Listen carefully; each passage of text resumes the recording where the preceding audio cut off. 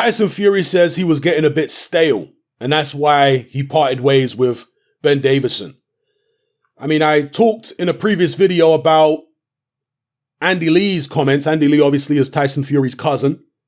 And Andy Lee seemed to suggest that Tyson Fury wanted to bring Javon Sugar Hill in addition to Ben Davison. And perhaps Ben Davison decided to step because he didn't want to be, I don't know, undermined. He maybe felt that too many cooks can spoil the broth. That's what Andy Lee seemed to be suggesting.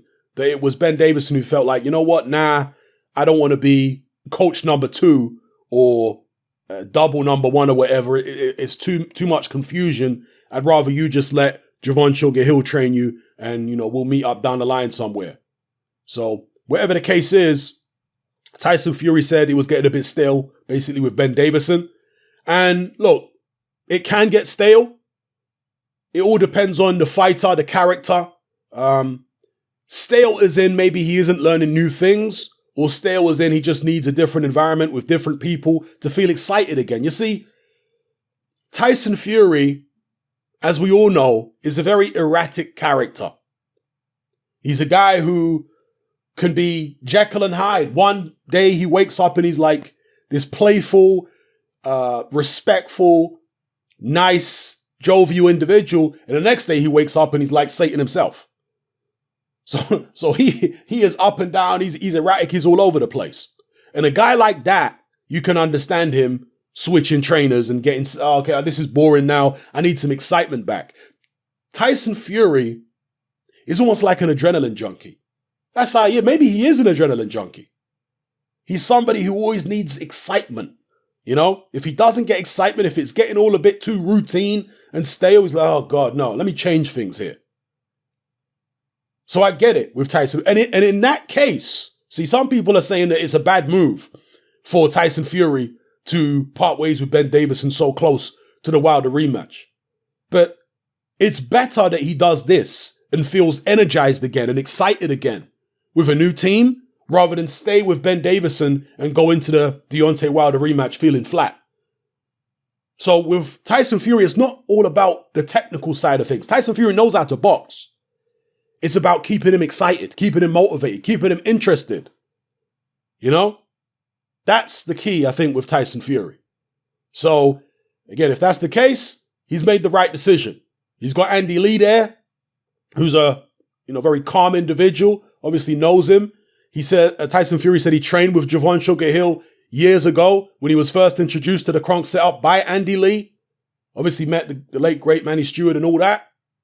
So there is some familiarity there. It won't be, the same as meeting a new trainer for the first time ever and having to get used to the other person's ways and methods. No, he's already familiar or somewhat familiar with Javon Sugar Hill.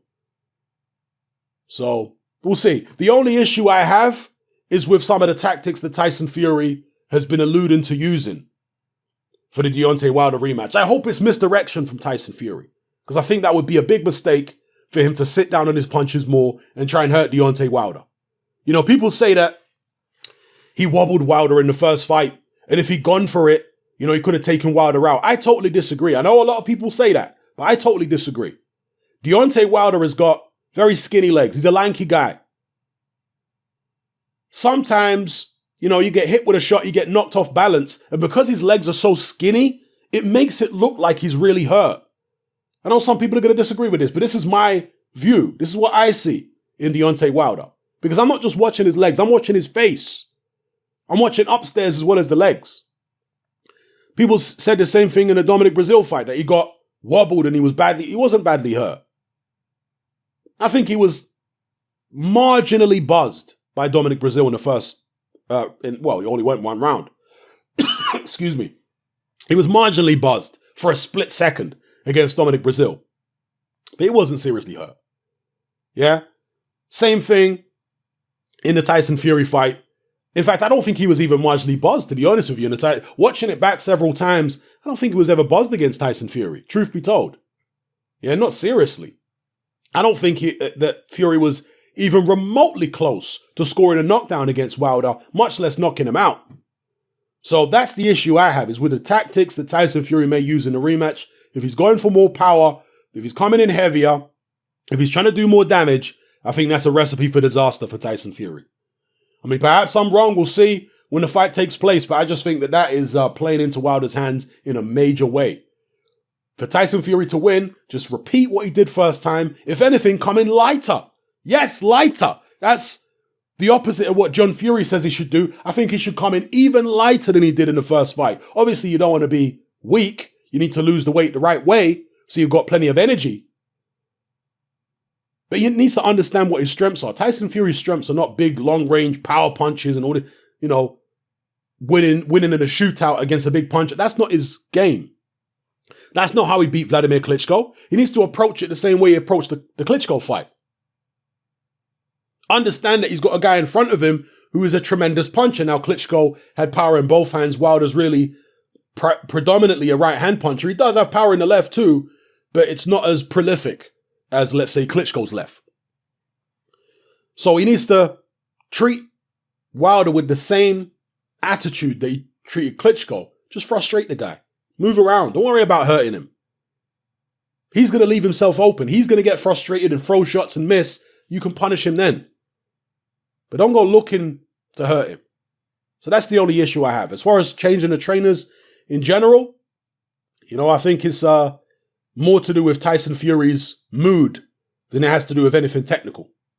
That's my take on it. Let me know what you guys think in the comment section below.